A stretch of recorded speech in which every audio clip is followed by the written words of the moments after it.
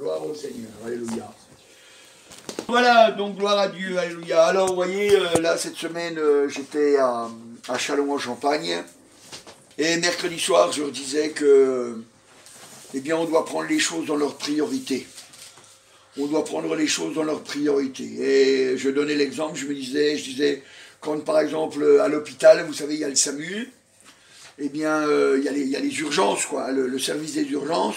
Eh bien, si jamais il y a quelqu'un qui vient et qui a le bras cassé, qui est déjà quand même grave, hein, quelqu'un il vient, il a le bras cassé, et il y a une autre personne qui vient en même temps, ou juste après, et puis cette personne-là, elle fait une hémorragie, eh bien, à mon avis, on va prendre l'hémorragie, parce que la personne avec l'hémorragie, elle risque de mourir, alors que la personne avec le bras cassé, elle a des souffrances, mais c'est quand même difficile de mourir suite à un bras cassé. Donc, on prend les choses prioritaires, donc on prendra la personne qui est sur le risque de mourir. Eh bien, je crois que nous, eh bien, on doit faire la même chose quand on regarde l'Évangile. On doit regarder d'abord ce qui est prioritaire dans la vie du chrétien pour savoir exactement comment on doit agir. Et ce matin, eh bien, je voudrais que vous regardiez les choses avec vérité et que vous réfléchissiez en vous disant « Qu'est-ce que je dois faire eh bien, pour être sauvé ?» Parce que la première des choses, et la chose la plus importante dans notre vie, c'est d'abord d'être sauvé. Vous savez, on peut tout perdre dans notre vie. On peut perdre notre argent, on peut perdre notre famille, on peut perdre nos enfants, on peut perdre nos parents, on peut perdre tout. Mais il ne faut pas perdre notre âme. Il ne faut pas perdre notre âme. Parce que notre âme, c'est avec elle qu'on va vivre pendant l'éternité. Et si notre âme est dans la souffrance, on souffrira éternellement. Mais si notre âme est sauvée, alors on sera éternellement heureux. Alléluia, gloire au Seigneur. Donc on va lire un petit passage dans la parole de Dieu pour voir, alléluia, gloire au Seigneur, comment faire pour être donc des vainqueurs, alléluia, et pour marcher d'une façon correcte, d'une façon à avoir un gain, alléluia, avec le Seigneur, alléluia. Dans Hébreux au chapitre 12, Hébreux chapitre 12, et on va lire au verset 1, « Nous donc aussi, puisque nous sommes environnés d'une si grande nuée de témoins, rejetons tout fardeau et le péché qui nous enveloppe si facilement, et courons avec persévérance dans la carrière qui nous est ouverte, ayant les regards sur Jésus qui suscite la foi et l'amène à la perfection. » Voilà, gloire au Seigneur. Et on voit donc qu'il est marqué, hein, chapitre 12, versets 1 et 2. Alors il dit, « Rejetons tout fardeau et le péché qui nous enveloppe si facilement. » Le péché qui nous enveloppe si facilement. Alléluia. Donc il nous dit deux choses. Il nous dit de rejeter le fardeau, hein, tout fardeau, hein, les soucis de la vie, et le péché. Et le péché qui nous enveloppe si facilement, alléluia, gloire au Seigneur. Eh bien, je dirais que la première des choses, c'est de vouloir rejeter le péché. On doit vouloir rejeter le péché. Vous savez, pour ne pas perdre notre âme, il faut commencer par ça, par rejeter le péché. Et vous savez, des péchés, on en a. Des péchés, on en a. Tout le monde a des péchés. Tout le monde a des péchés. Donc, ça veut dire qu'on doit lutter contre le péché. On doit lutter contre le péché. Vous savez, c'est des choix qu'on fait dans la vie.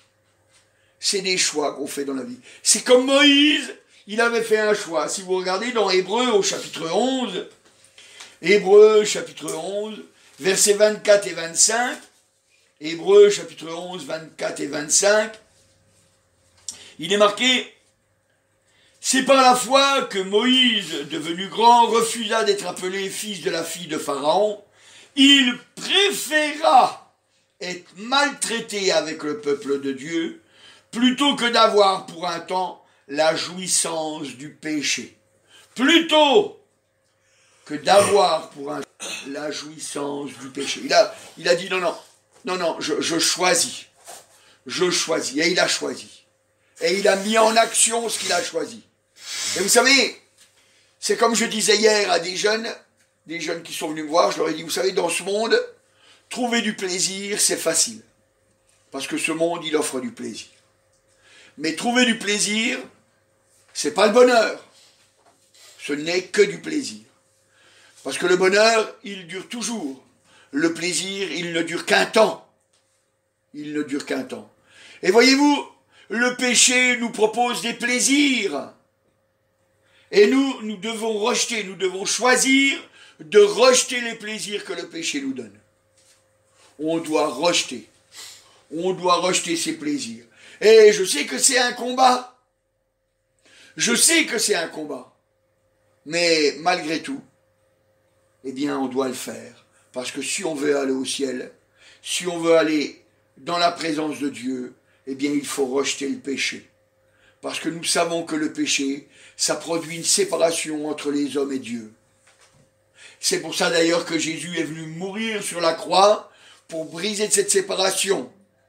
Mais elle a été brisée, c'est vrai, cette séparation.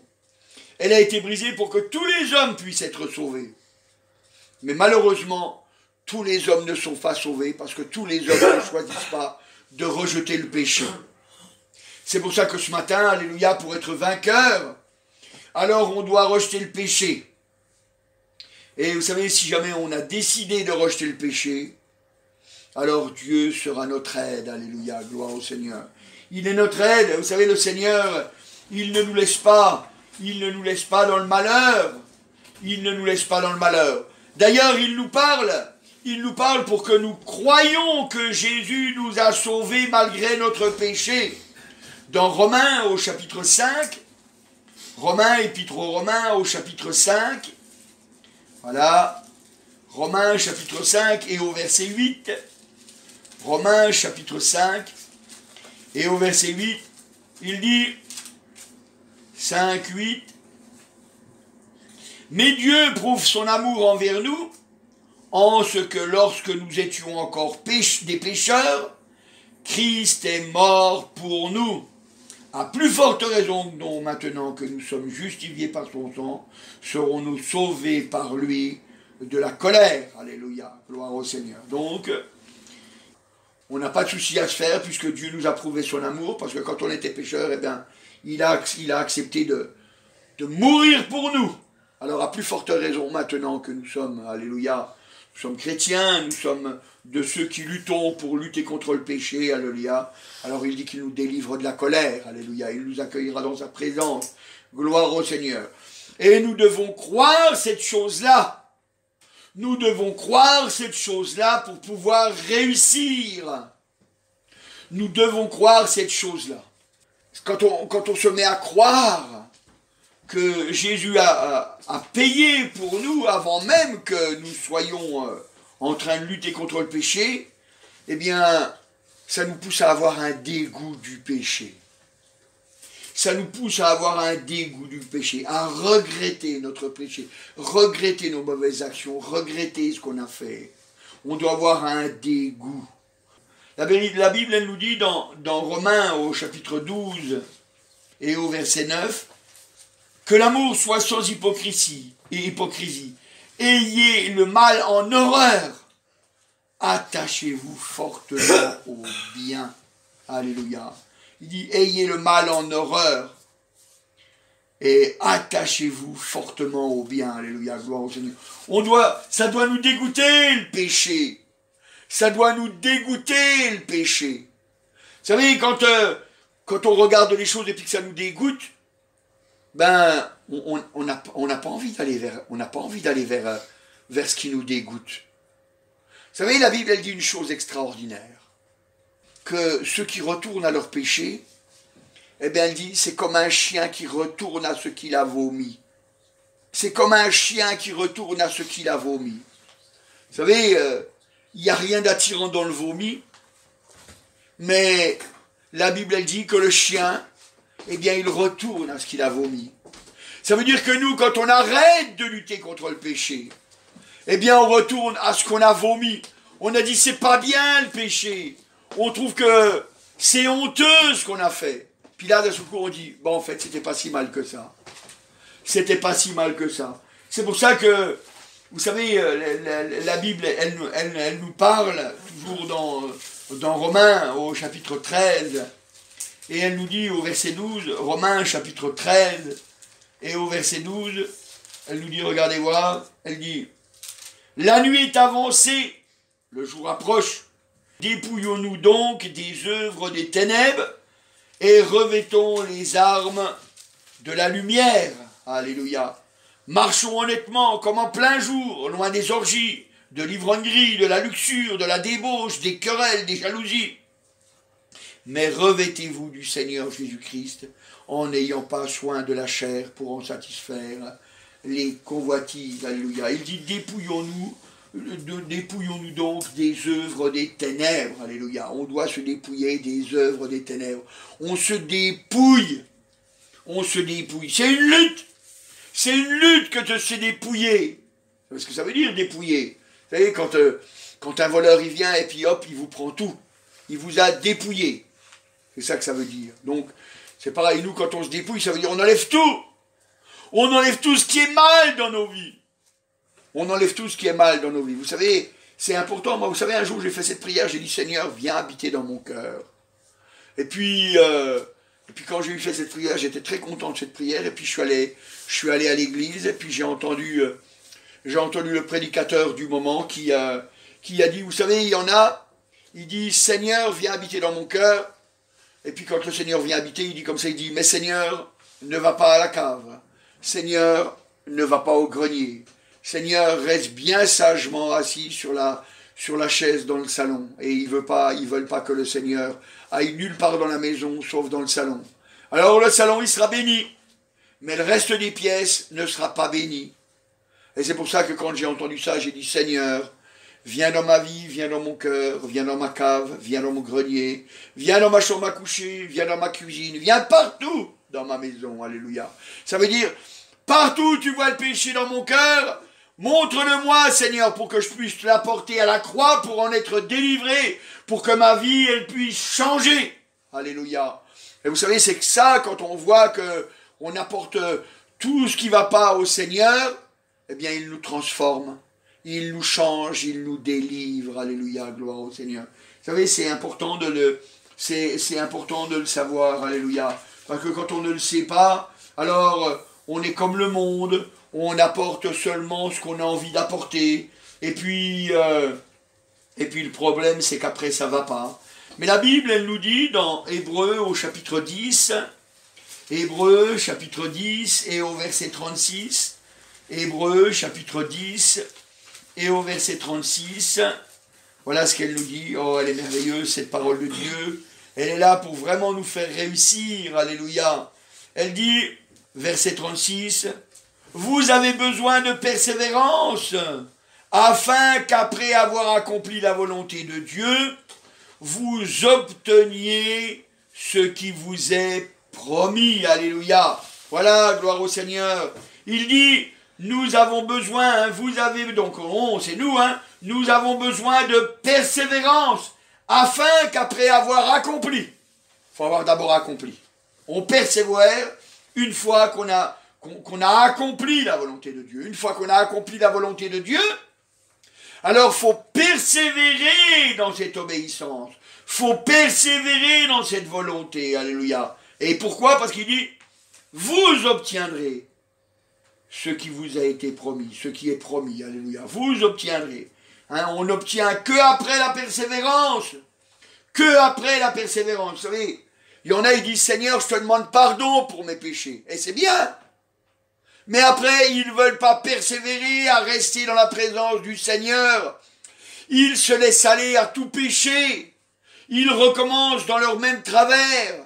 Et puis après, ils sont étonnés que Dieu ne répond pas aux prières. Ils n'ont pas persévéré pour obtenir. Ils ont commencé et ils ont oublié qu'il fallait persévérer. Faut persévérer jusqu'au bout pour être sauvé. Il faut persévérer jusqu'au bout pour obtenir la bénédiction. Alléluia. C'est la persévérance qui montre vraiment ce qu'on est. Vous savez, moi je vois, hein, quand j'étais plus jeune, je faisais du sport, hein, je faisais du sport, il y en a, ils s'entraînaient une fois. Et puis après, ils croyaient qu'ils allaient courir comme des champions. Et ils ne couraient pas comme des champions, parce qu'ils n'avaient pas de résistance, hein, parce que moi je faisais du cross-country, et ils n'avaient pas de résistance. Et c'est seulement quand on s'entraînait qu'on avait de la résistance. On avait de la résistance. Et c'est vrai, et même si jamais des fois on a des forces particulières, parce que des fois il y a des gens, ils ont des forces particulières, eh bien on voit que malgré tout, s'ils ne s'entraînent pas, eh bien ils n'arrivent pas au résultat qu'ils auraient dû avoir. Ils auraient dû avoir. Si la personne elle est bonne et elle est capable de courir ses 6, parce que moi à l'époque on courait 6 km, si elle est capable de courir ses 6 km rapidement, eh bien c'est bien.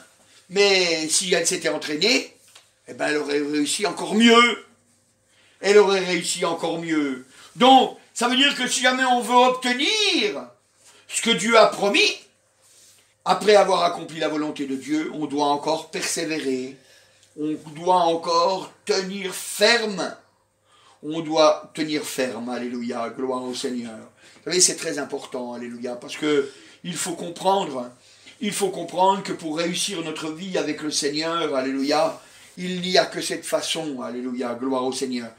Il faut après avoir accompli, eh bien, il faut qu'on persévère, alléluia. C'est pour ça que la Bible, elle nous dit, dans Jacques, au chapitre 4 et au verset 7, il dit, soumettez-vous donc à Dieu, résistez au diable, et il fuira loin de vous, alléluia. Il dit résistez, donc ça veut dire c'est de la persévérance. C'est de la persévérance. On s'est soumis à Dieu. On s'est soumis à Dieu. Et on résiste. Et on résiste. Parce que vous allez quand même pas croire que le diable, dès que vous dites alléluia, Jésus, je t'aime, je veux marcher avec toi, pardon pour mes péchés, que le diable dit oh là là, faut vite que je me sauve. Hein. Pas du tout. Hein. Le diable, au contraire, à ce moment-là, il redouble d'efforts pour essayer de vous perdre. Il dit qu'est-ce qu'il est en train de faire, celui-là? Il est en train de s'éloigner de mes griffes. Il ne veut pas aller en enfer, mais moi je veux qu'il aille en enfer. Alors il vient et il cherche à vous tenter de différentes façons.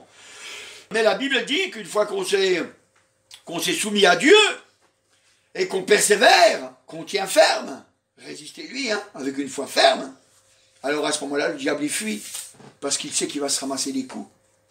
Il sait qu'il va se ramasser des coups. Vous savez, c'est important de le savoir. C'est important de le savoir. La victoire, alléluia, elle est toujours pour celui, alléluia, qui persévère. Elle est toujours pour celui qui persévère, alléluia. Et on obtient les bénédictions de Dieu, alléluia, gloire au Seigneur. On a des assurances dans notre cœur, alléluia. Et vous savez, quand on a des assurances, alors c'est plus facile. Alors c'est plus facile, alléluia, gloire au Seigneur. Mais vous savez, je voudrais quand même aussi vous dire quelque chose, parce que des fois, vous savez, on ne se rend pas trop compte. On ne se rend pas trop compte comment c'est un combat à mort. On ne se rend pas trop compte comment c'est un combat à mort. Et puis, on a tendance des fois à dire, c'est vrai, c'est un péché. C'est vrai, c'est un péché. C'est vrai que j'ai demandé pardon pour le péché que j'ai commis. Mais on a cette fâcheuse tendance à quand même l'aimer. À quand même l'aimer, notre péché. C'est-à-dire que on y voit un intérêt. On y voit un intérêt.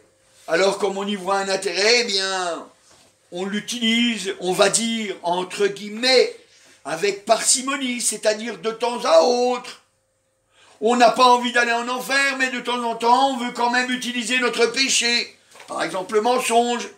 J'aime bien prendre tout le temps l'exemple quand on arrive au boulot. Hein, on arrive au boulot en retard, et puis on lui dit, qu'est-ce qui t'est arrivé? Ah c'est les gilets jaunes.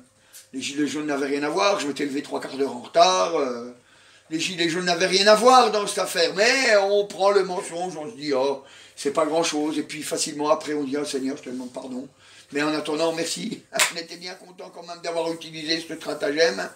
En attendant, on a demandé pardon juste après, et puis on pense que c'est bon comme ça, quoi. Et on s'habitue à des mauvaises choses. Mais vous savez, si jamais si on veut avoir un cœur véritablement droit pour réussir, alléluia, pour véritablement être délivré, alléluia, pour vraiment avoir cette assurance qui ne nous quitte pas, alléluia. Alors la Bible, elle nous parle encore, alléluia. Oui, c'est vrai. Dans Éphésiens au chapitre 5 et au verset 11, ne prenez point part aux œuvres infructueuses des ténèbres, mais plutôt condamnez-les. Condamnez-les. On doit condamner le péché. On doit condamner le péché.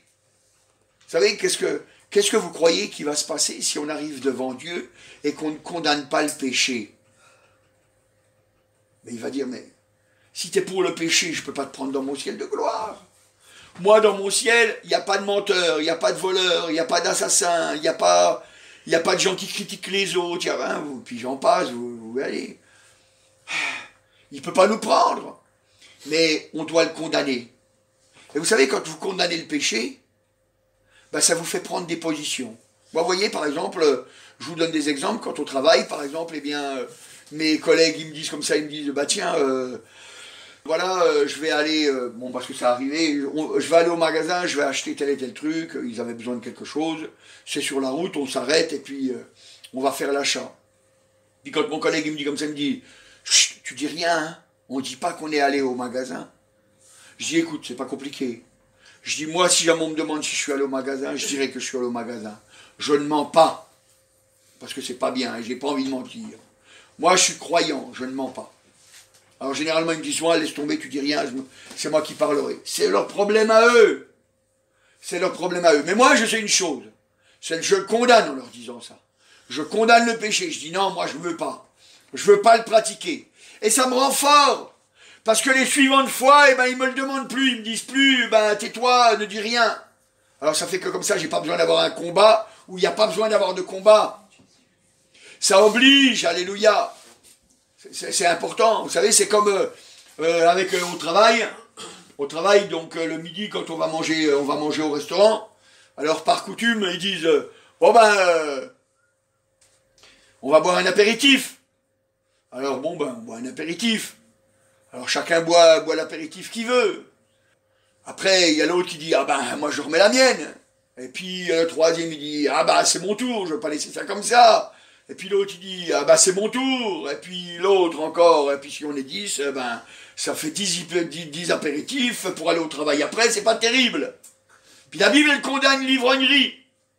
Alors je peux pas boire quand même. Je peux pas me saouler quand même. Alors il faut que je condamne ça. Alors ce que j'ai fait pour condamner ça, eh bien, la première chose, c'est quand ils arrivent, ils disent, bon allez, on va prendre un... Je dis, allez, choisissez ce que vous voulez, c'est moi qui paye la première. Et puis après, quand c'est la deuxième, il dit, tu veux quoi? Je dis, ah non, moi c'est fini. Ça finit, ça suffit. Ça suffit, j'ai assez bu. Ça me suffit. Moi, je reste avec vous, mais ça me suffit. On ira manger, mais moi ça me suffit. Les autres, ils font ce qu'ils veulent. Ils font ce qu'ils veulent. Ben, je vais vous dire quelque chose. Ben, des fois, ça en encourage même certains autres à ne pas boire plus. Vous voyez, il ne faut pas avoir peur de condamner le péché. Il ne faut pas avoir peur de condamner le péché. On a des positions à prendre. On a dit que Jésus avait payé pour nous pour qu'on soit délivrés du péché. Alléluia. Alors nous aussi, alléluia, on doit le combattre. On doit le combattre, le péché. Alléluia. C'est pas seulement dire pardon. Alléluia. Mais on doit le condamner. On doit le condamner. On doit l'avoir vraiment en horreur. Alléluia. Ça change tout, vous savez. Ça change tout. Vous savez, dans la religion, on dit, tu demandes pardon, et puis le Seigneur te pardonne. Ce qui n'est pas faux. Mais on ne nous dit pas qu'il faut lutter à mort. On lui dit, si tu recommences, ben, t'as qu'à demander pardon. Ça laisse sous-entendre que, ben, on fait un peu ce qu'on veut là-dedans. Mais le Seigneur, il ne nous dit pas ça. Il dit, celui qui persévérera jusqu'au bout sera sauvé. Alléluia. Les autres ne peuvent pas être sauvés. Et c'est pour ça qu'il y en a beaucoup qui seront déçus. Parce qu'ils auront entendu parler des choses de Dieu, mais ils n'auront pas cherché la vérité. C'est pour ça qu'au début, que je vous ai dit qu'il fallait regarder ce qui était important. Le salut de notre âme. C'est ça qui est important. Et vous savez, quand on a toujours le salut de notre âme devant les yeux, alors on sait les choix qu'on doit faire. On sait les séparations qu'on doit faire. Vous savez, moi j'ai des copains de boulot, ils m'ont dit tu viens avec nous. C'était le dernier jour de boulot où on travaillait ensemble. Et puis on avait fait une formation ensemble, c'était le dernier jour. Et puis ils ont dit viens avec nous, on va au restaurant. Bon allez, on est allé au restaurant. Et puis après le restaurant, ils ont dit ah, tu vas pas nous quitter comme ça. On va en boîte, tu viens avec nous en boîte. Puis moi je connais les boîtes. Avant j'étais pas chrétien, je connaissais les boîtes. J'ai dit non, non, non, non. Et puis ils m'ont forcé, vraiment ils m'ont poussé. Et puis à un moment donné j'ai lâché. Puis j'ai dit Seigneur, regarde, je sais pas comment faire. Et puis Dieu dans son amour, eh bien quand on est arrivé devant la boîte, il a dit, toi tu passes, puis le gars, le videur, le gars de l'entrée, quoi. Il a dit comme ça, il a dit, toi tu passes pas, puis ils ont dit, pourquoi? Il a dit, lui il a une tête de méchant. Et puis, ah merci Seigneur, j'étais bien heureux d'avoir une tête de méchant ce jour-là. Et puis ils ont dit, mais non, lui c'est le plus gentil de nous tous.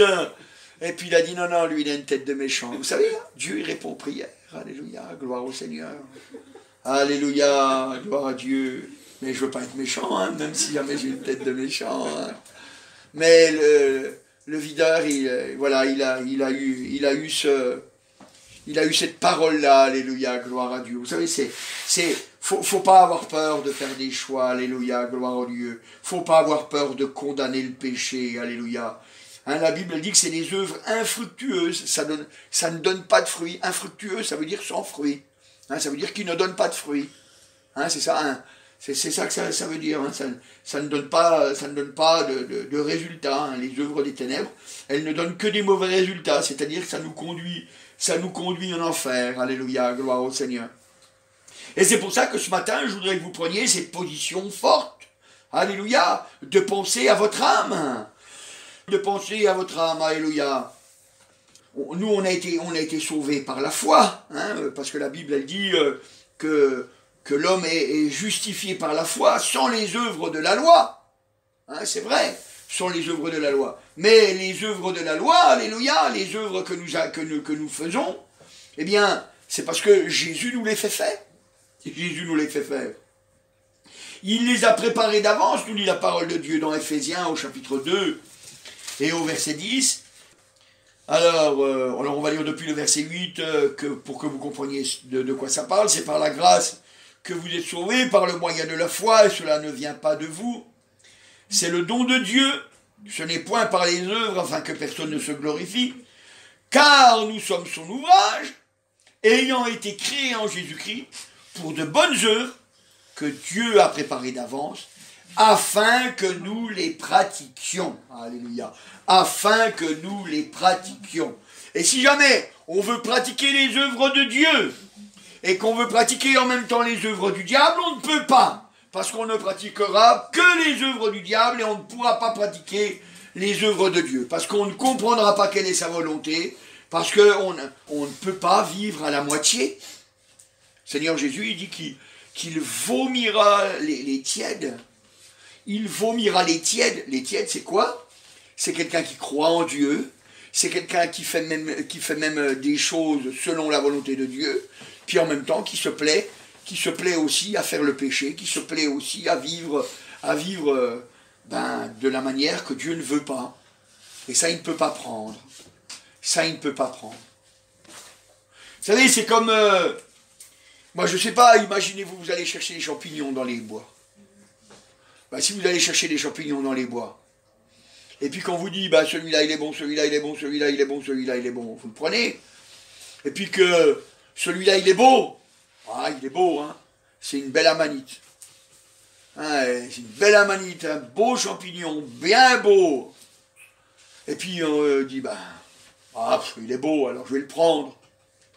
Et il mélange ça avec tous ces champignons. Eh bien, malgré que c'est tout bon là-dedans, eh bien, ça devient tout mauvais.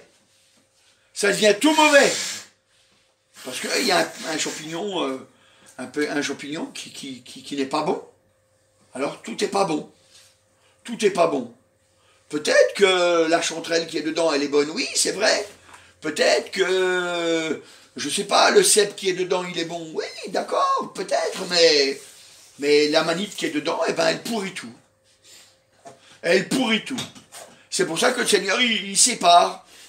C'est pour ça que le Seigneur, il sépare. Il dit, ce qui est mauvais, je le mets à part. Je ne garde que ce qui est bon pour dans le ciel.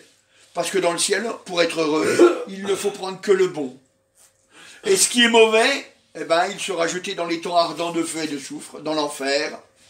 Et les gens pleureront, se lamenteront, et puis il n'y aura pas de solution pour eux. Et vous savez, c'est malheureux à dire, mais même dans la souffrance éternelle, ils savent qu'il faut pas rentrer dans ce lieu. Et ils n'ont même pas envie que leur famille rentre dans ce lieu, dans Luc. Évangile de Luc, au chapitre 16. Évangile de Luc, au chapitre 16. Et au verset 28, parce qu'on ne va pas tout lire, hein, c'est un homme qui est dans la souffrance éternelle. Alors, hein, il dit qu'il souffre cruellement dans cette flamme.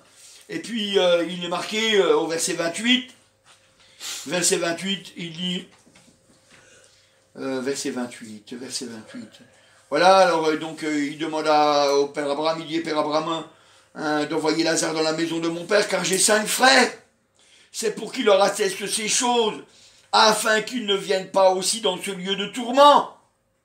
Hein, parce qu'il sait que c'est un lieu de tourment. Puis vous savez, Abraham, il répond avec vérité. Abraham lui répondit, verset 29, ils ont Moïse et les prophètes, ça veut dire la Bible, qu'ils les écoutent.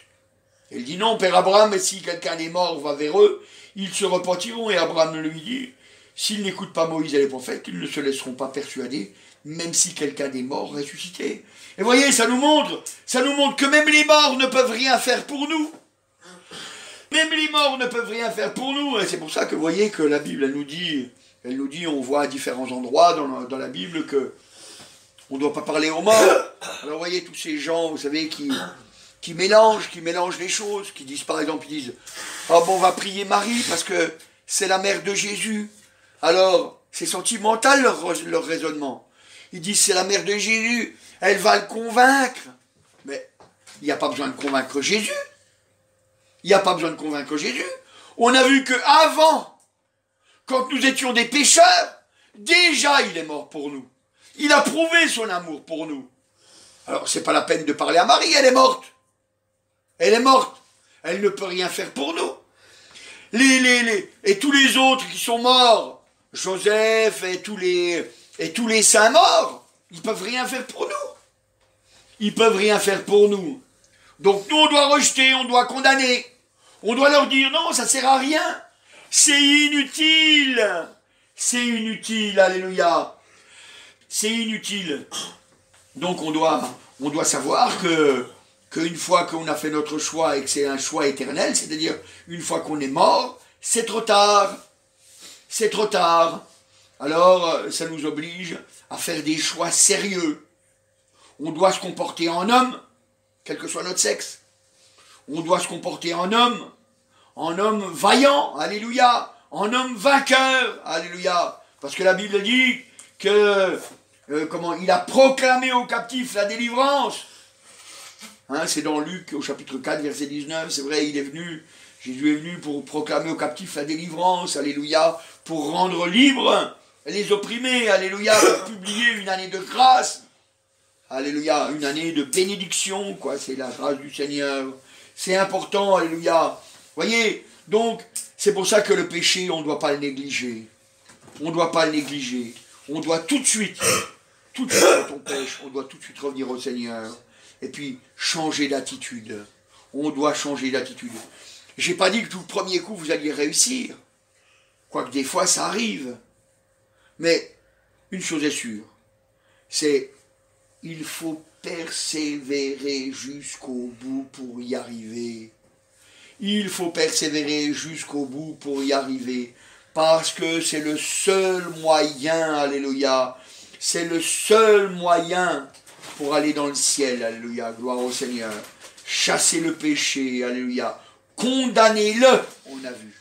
condamnez-le. On doit le condamner. Alléluia, gloire au Seigneur.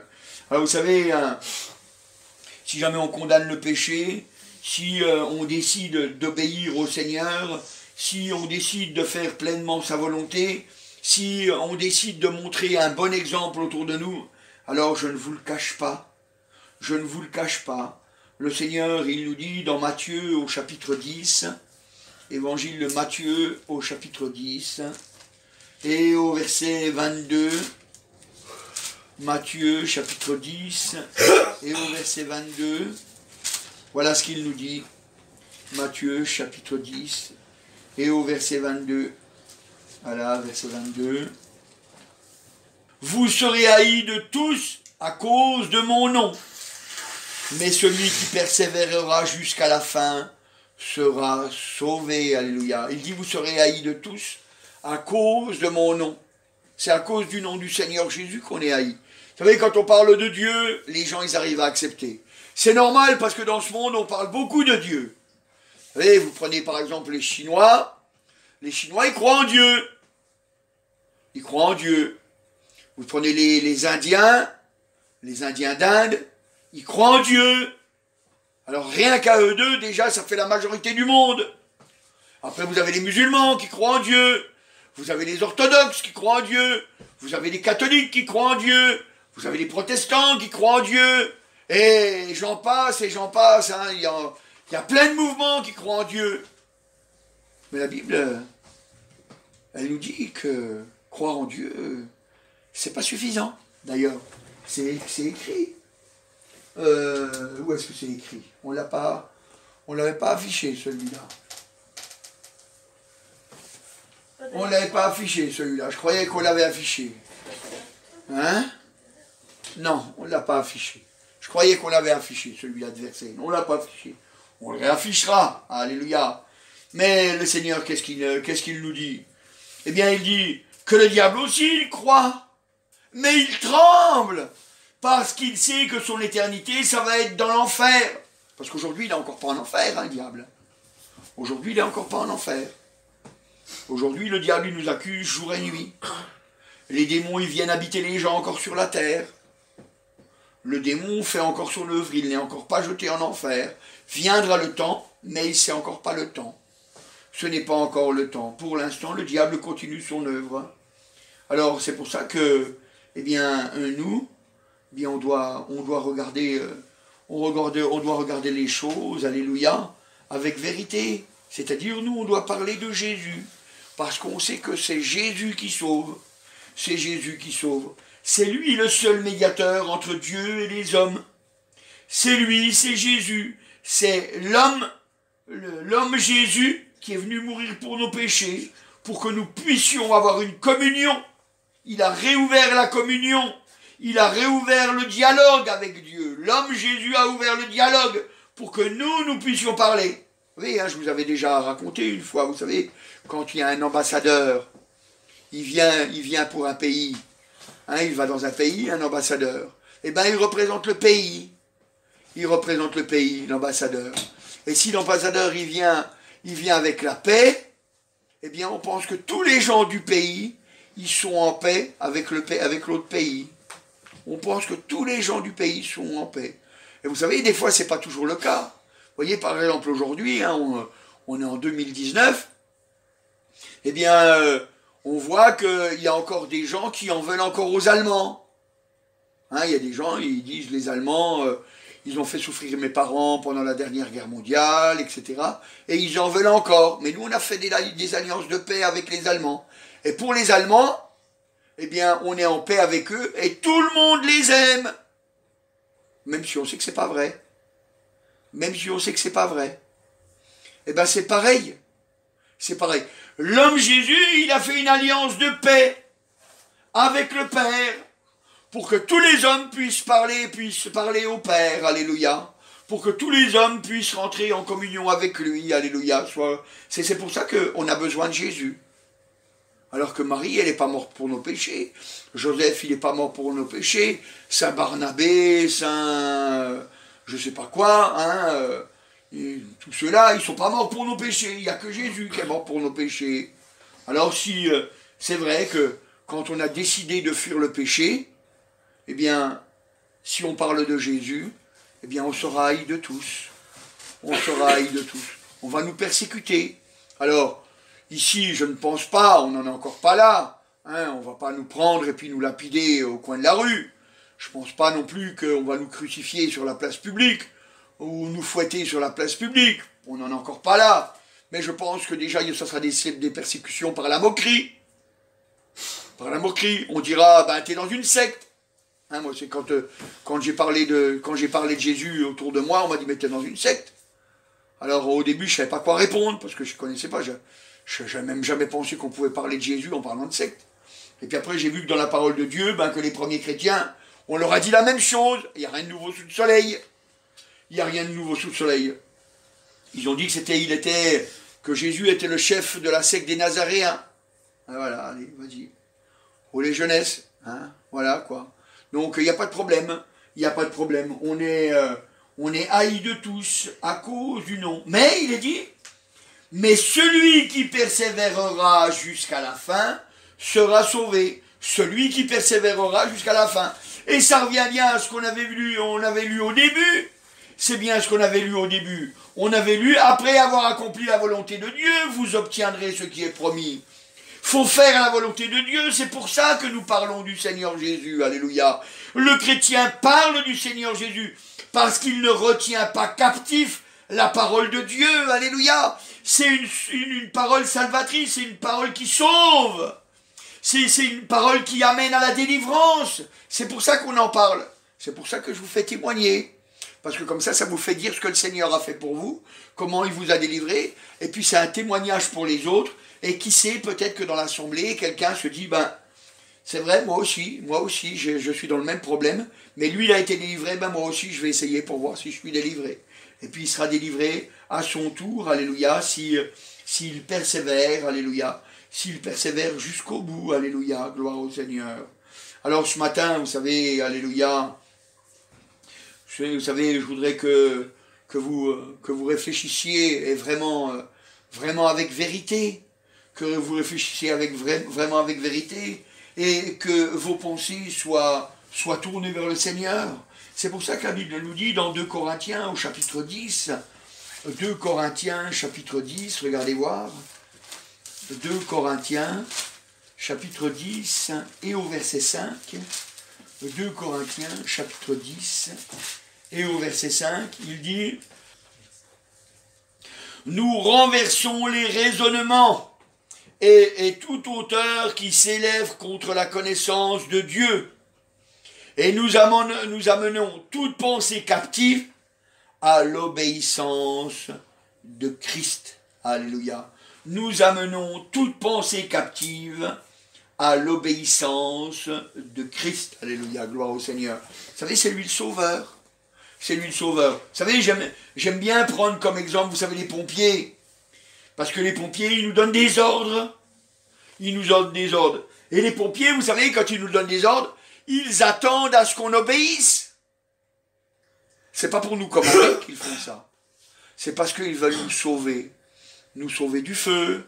Quand jamais c'est un accident, quand on est encastré dans une voiture. Hein, ouais, c'est comme ça qu'on dit, encastré dans une voiture. Hein, on est prisonnier dans une voiture, eh bien, c'est lui qui nous dit « poussez-vous » ou je ne sais quoi, et puis on obéit, parce qu'on croit que c'est pour nous amener au salut, alléluia. On croit que c'est pour sauver notre vie, alléluia. Et c'est pour ça que toutes nos pensées, eh bien, elles doivent se tourner vers Christ. Elles sont, vous savez, nos pensées, elles ont tendance à aller vers ce monde qui nous fait croire le mensonge. Mais nous, on veut tourner nos pensées captives. Hein, parce que, vous savez, ça veut dire que ça nous prend prisonniers, captifs. Hein. Ça nous prend prisonniers, nos pensées captives. C'est ce monde qui nous prend captifs. On veut emmener toutes nos pensées captives à l'obéissance du Seigneur. Alléluia. Toutes nos pensées captives à l'obéissance du Seigneur. Ça veut dire que, eh bien, il faut savoir ce que Dieu il veut pour nous. Ça nous pousse à lire la Bible. Ça nous pousse à lire la Bible. Parce que si jamais on veut obéir à Christ, eh bien, il faut connaître sa parole. Ça veut dire qu'il faut la lire. Ça veut dire qu'il faut l'étudier. Ça veut dire qu'il faut y réfléchir. Vous savez, c'est important. C'est important. Et automatiquement, ça nous rend vainqueurs. Automatiquement, ça nous rend vainqueurs. Et on rejettera d'autant plus facilement le fardeau qui est là. Parce que vous savez, on en a des fardeaux. Hein. Vous savez, quand, par exemple, quand je sais pas, moi, on n'a pas de travail, et puis que bon, on arrive en fin de droit, par exemple, hein, et puis que bon, faut quand même payer l'appartement, faut quand même payer à manger, faut quand même payer tout ce qu'il y a à payer. Et puis, vous voyez, là, c'est un fardeau. C'est un fardeau. On se demande comment on va faire, comment on va y arriver. Et la Bible, elle dit qu'on doit rejeter ce fardeau. Ça veut dire qu'on doit venir au Seigneur Jésus, puis on doit lui confier. On doit lui dire, voilà Seigneur, je marche avec toi. J'ai besoin que dans ta grâce et dans ta miséricorde, eh bien, tu agisses pour mon travail, parce que j'ai besoin de travail, pour payer mon loyer, etc., etc., toutes les choses qu'on a besoin. Et je vous garantis que le Seigneur, il a des solutions. Soit il va vous trouver un travail, soit il va soit en intérim, soit un travail fixe, il aura toujours une solution. Il aura toujours une solution. Vous voyez, moi, quand j'habitais Sarrebourg, on avait pris un appartement, une petite maison pour pouvoir faire des réunions comme celle-ci. Et on avait pris cette maison, et puis bon, c'était tout à notre charge, hein, puisqu'on avait pris la maison, et puis comme on l'avait pris assez grande pour que les gens puissent faire les réunions avec nous, alors on devait payer. Et puis on payait, donc c'était en 1994, à partir du 1er janvier 1994, on devait payer le loyer de notre appartement, hors charge, hein, rien que le loyer.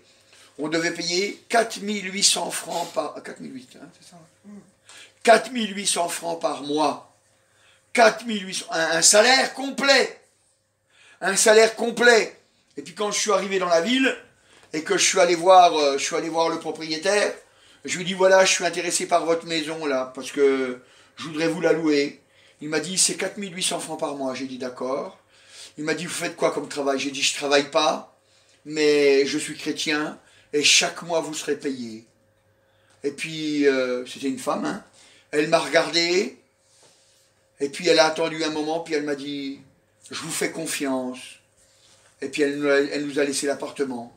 Et jamais, jamais, jamais, jamais on a manqué. On a toujours payé en date et en heure. Jamais, jamais, jamais on a manqué. On a toujours payé. Dieu nous trouvait un travail de 15 jours, de 3 semaines. Dieu me trouvait un travail bien payé. Il y avait de l'argent qui venait, qu'on ne savait même des fois même pas d'où. Tout le temps, Dieu a trouvé une solution. Tout le temps, il a trouvé une solution. Dieu a toujours béni. On a remis le fardeau, Seigneur. On a remis le fardeau, Seigneur. Et ça nous a rendus vainqueurs, alléluia. Et on a pu le témoigner. Bon, vous savez, un jour, on a voulu faire un emprunt pour acheter une voiture. On est allé à la banque. Et puis, je ne travaillais pas. Je ne travaillais pas. J'avais pas de travail fixe, hein, j'étais intérimaire. J'avais pas de travail fixe. Alors, ça fait que j'avais des périodes où je ne travaillais pas. Et puis, quand je suis arrivé à la banque, j'ai dit, voilà, notre voiture, elle est tombée en panne. Ça coûte trop cher de la réparer. Alors, on voudrait en acheter une autre. Ça nous coûtera moins cher. Donc, on a besoin que vous nous prêtiez de l'argent. On avait besoin de, je ne sais plus combien d'argent, mais on avait besoin de beaucoup d'argent quand même. Hein. Et puis, le banquier, il a dit, bon, pas de problème. Bon, vous faites quoi comme travail? J'ai dit, je ne travaille pas. Il m'a dit, vous avez quoi comme garantie? Vous avez une maison, vous avez des biens? J'ai dit, j'ai pas de biens, j'ai pas de maison. Il a dit, mais vous avez quoi alors? J'ai dit, j'ai ma bonne foi. Il m'a dit, vous savez, aujourd'hui, monsieur, la bonne foi, ça marche plus. Hein. Aujourd'hui, on a besoin de l'argent, soit par le travail, soit par des biens, pour pouvoir vous faire un prêt. J'ai dit, mais j'ai pas, mais moi, je vous garantis que vous payerez. Je suis chrétien, et quand je dis je paye, je paye. Et puis, il m'a regardé, j'étais avec ma femme, et puis on avait nos 4 enfants, puisqu'à l'époque, on en avait 4. Nos 4 enfants qui étaient là, oui, on en avait 4. Non, même pas, on n'avait pas 4. Si, 94, on en avait 4. 3 ou 4. Paul, il venait, là.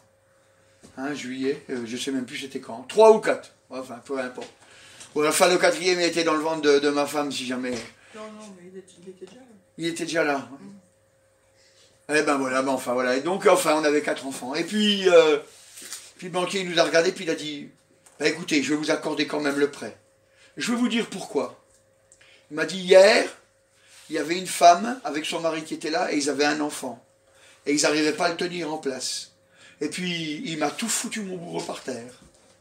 Alors, ils ont dû arrêter la conversation, ils ont dû partir, et on a dit qu'on remettrait ça un jour, mais sans l'enfant. Vous avez tous vos enfants qui sont là, ils sont sages, tout le monde est sage. Alors je crois, eh bien on va vous faire le prêt. Et il nous a fait le prêt.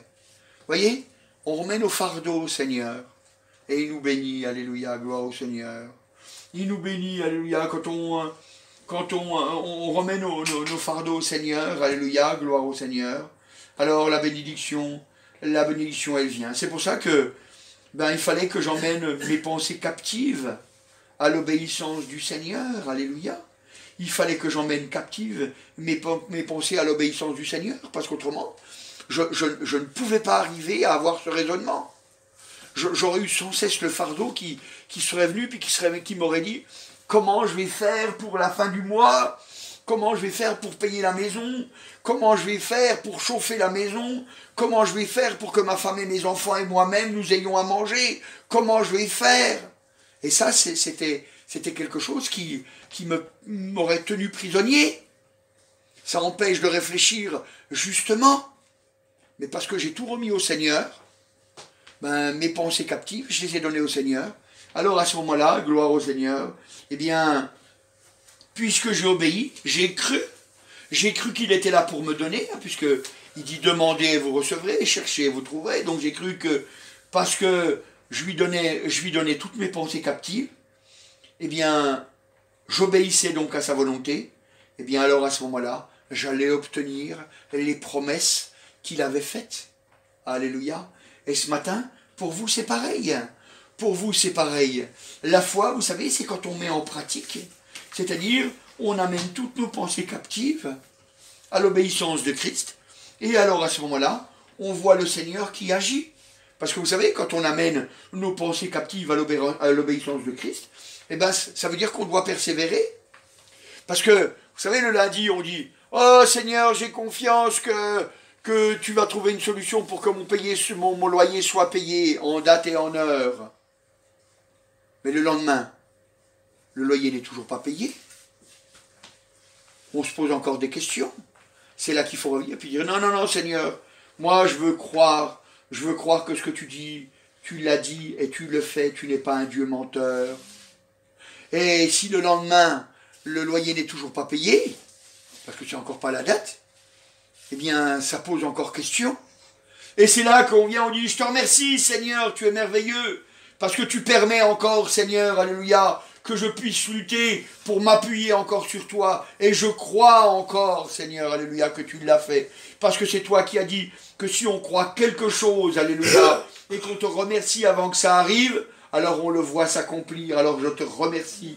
Et puis on le voit s'accomplir. Alléluia, gloire au Seigneur. Vous savez, à ce moment-là, on a rejeté tout ce que ce monde voulait faire pour nous tenir captifs, tout ce que l'ennemi faisait pour nous tenir prisonniers. Alléluia. Et on croit que Dieu est avec nous. Alléluia. Et si tu crois aujourd'hui que Dieu est avec toi, alors il est avec toi. Alléluia. Si tu crois, alléluia, et que tu rejettes le péché, que tu luttes pour tenir bon, pour tenir ferme, alléluia, alors tu le verras. Tu le verras agir dans ta vie. Amen. Merci Seigneur Jésus. Je te remercie, Roi des rois. Tu es merveilleux, Seigneur. C'est toi, Seigneur, qui fais les miracles et les prodiges, Seigneur. Et nous comptons sur toi, Seigneur, parce que nous n'avons que toi, Seigneur.